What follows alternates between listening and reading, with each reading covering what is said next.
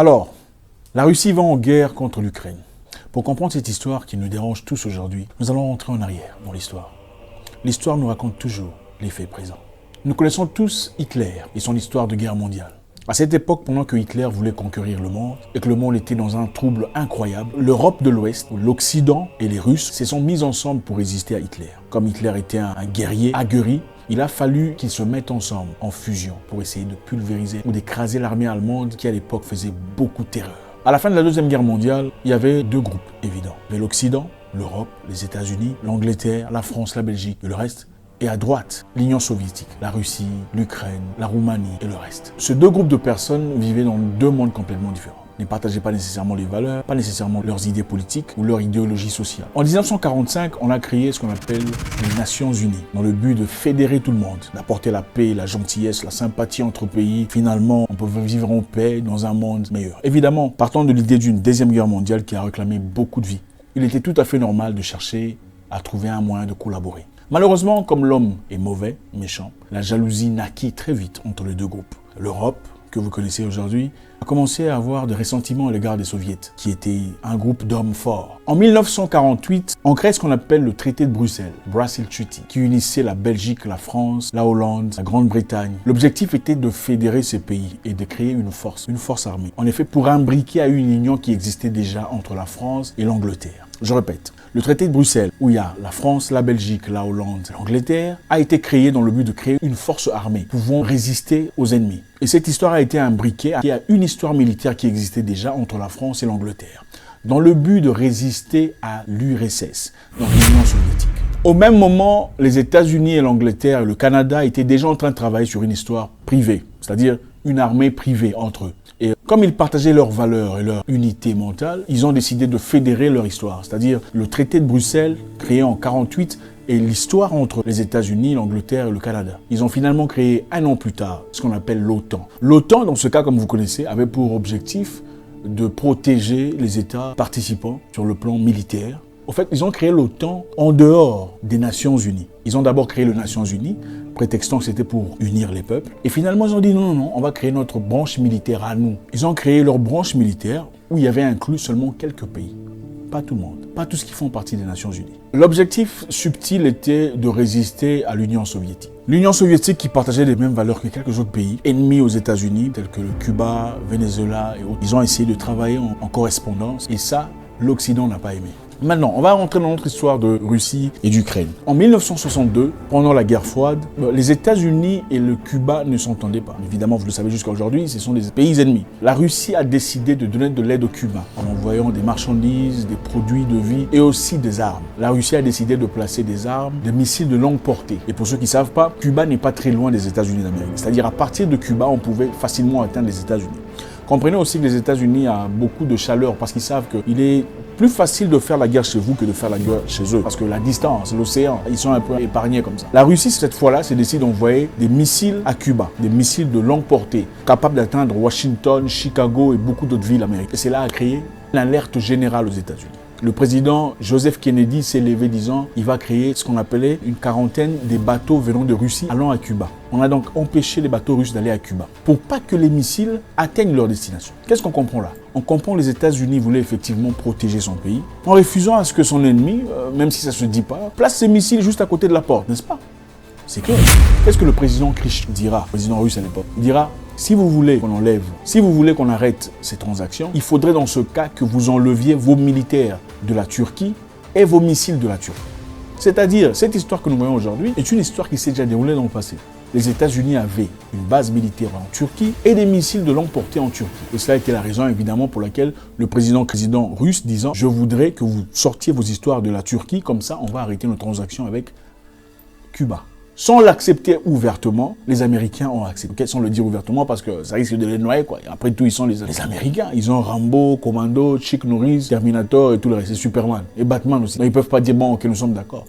Ils n'ont pas dit ouvertement, mais effectivement, après un petit moment, les militaires basés en Turquie sont partis. Les missiles ont été déplacés. Ceci s'est passé en 1962. Maintenant, rentrons aujourd'hui. Qu'est-ce qui se passe entre la Russie et l'Ukraine? Plusieurs années plus tard, l'OTAN a pu convaincre beaucoup de pays appartenant aux soviets de faire partie de leur groupe de personnes, acceptant ainsi leur mentalité. Vous connaissez de quoi je parle, quand il y a papa, papa, maman, maman et tout le reste, vous comprenez. La Russie a dit il ne faudrait pas que vous veniez de notre côté, il faudrait à un certain moment arrêter. C'est vrai que quand on se voit, on discute, on échange, on parle sans difficulté, mais nous savons tous que nous ne sommes pas amis. Nous ne sommes pas amis, c'est clair. Il ne faut pas venir trop près de moi, parce que là, ça poserait problème. Parce qu'évidemment, quand la Russie a placé ses histoires à Cuba, les États-Unis ont réagi. Maintenant, je vous dis, les États-Unis, qui est leader de l'OTAN, l'OTAN qui a fait beaucoup de guerres, vous connaissez, pour ne citer que l'Irak, l'Afghanistan, la Syrie, la Libye, les guerres qui commencent, les guerres sans nom, sans l'autorisation de l'État. Ils bombardent, ils changent de constitution, changent de gouvernement, transforment des pays en cendres, sans que personne ne dise. Au nom de qui, on ne sait pas. La raison pour laquelle la Russie réagit à l'égard de l'Ukraine, c'est parce que l'Ukraine a fait une demande de faire partie de l'OTAN. L'Ukraine, qui est pays voisin de la Russie, partageant aussi des valeurs de la Russie, veut faire partie de l'OTAN. Parce que le gouvernement actuel de l'Ukraine a été un gouvernement qui a été placé par l'OTAN, après avoir renversé un gouvernement en place. C'est-à-dire, ils ont placé leurs marionnettes, comme on voit beaucoup de présidents en Afrique, des marionnettes qui ne foutent absolument rien pour les Africains. On a bloqué d'ailleurs, en exemple, le Mali, qui veut être indépendant, par des marionnettes, des gens placés là de nulle part pour leurs intérêts personnels. Et c'est justement ça leur modus operandi. La Russie a compris le jeu. Il y a des missiles de l'OTAN ou des États-Unis placés tout autour de la Russie, dans des pays voisins, qui sont censés faire partie de l'OTAN. On se demande, l'OTAN sert à quoi? C'est quoi l'objectif de l'OTAN? C'est de défendre qui contre qui? S'ils sont censés être prétendument promoteurs de paix et de tranquillité sur la Terre, pourquoi on a besoin d'une armée aussi forte? C'est contre qui? La réaction de la Russie est celle-ci. L'Ukraine ne peut pas faire partie de l'OTAN. Ça placerait les missiles de l'OTAN juste à la porte de la Russie. Et au cas où ils voudraient porter atteinte à la Russie, ça serait très facile. Il en faudrait simplement 5 minutes pour exploser une missile venant de l'Ukraine à la Russie. Comme l'OTAN et tout le reste qui se prétendent Nations Unies, tout le reste qui ne sont même pas Nations Unies, vous savez, c'est un groupe de personnes qui veulent dominer le monde, ont refusé d'écouter la demande de Poutine, consistant à empêcher ou à refuser la demande de l'Ukraine de faire partie de l'OTAN. La Russie a finalement dit « je prendrai mes propres solutions ». Et voilà la raison pour laquelle les Russes sont en Ukraine. Comprenez qu'en Ukraine, il y a beaucoup de populations qui s'expriment en russe, qui ne parlent pas ukrainien, vivent là, mais s'expriment en russe. Ils font partie des mêmes peuples. Donc tout ce que vous voyez là à la télé, on vous raconte Poutine est dictateur, Poutine est machin histoire. Je ne sais pas c'est quel genre de dictature. Qui accepterait de voir peut-être son servant de la maison discuter avec le voisin méchant qui ne vous aime pas, qui a déjà tenté de vous empoisonner une fois? Personne ne l'accepterait. Imaginez-vous que la Chine emmène ses armes et ses bombes nucléaires juste à côté, au Mexique. Vous pensez que les États-Unis seraient contents? Absolument pas. Ils réagiraient. Donc la réaction de Poutine est tout à fait légitime. Tout à fait légal. Il veut simplement le respect. Que l'OTAN ou l'Europe, peu importe comment vous appelez ça, ne lui accorde pas. Et n'accorde à personne d'ailleurs. Leur forme de démocratie, c'est une démocratie adaptée à leurs désirs. Donc, si ce qui se passe est avantageux à leur plan, alors là, c'est la démocratie. Mais si c'est ce qui se passe n'est pas avantageux à ce qu'eux veulent, ce n'est pas la démocratie. On a bombardé la Syrie. Qui leur a donné l'autorisation de le faire? On a bombardé l'Irak sous prétexte qu'il y avait des bombes nucléaires et tout le reste. On n'a pas trouvé. Qui est parti à la CPI pour ça? Personne. On a bombardé l'Afghanistan pendant plus de 20 ans. Qui a payé les conséquences de tous ces morts, les blessures, les douleurs, les trières, les galères de toutes ces populations? Personne. Pour comprendre la réalité, il faut simplement suivre l'histoire. Nous vivons une hypocrisie totale.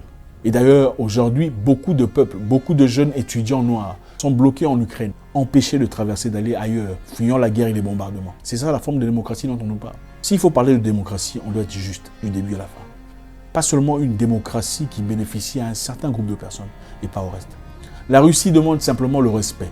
Je pense que tout le monde comprend. Il s'agissait d'abord de créer une Nations Unies qui unissait, qui fédérait tout le monde. Après cela, on a créé un petit groupe, des groupuscules. Bon, nous sommes de ce côté. On crée notre armée. Contre qui vous avez créé les Nations Unies?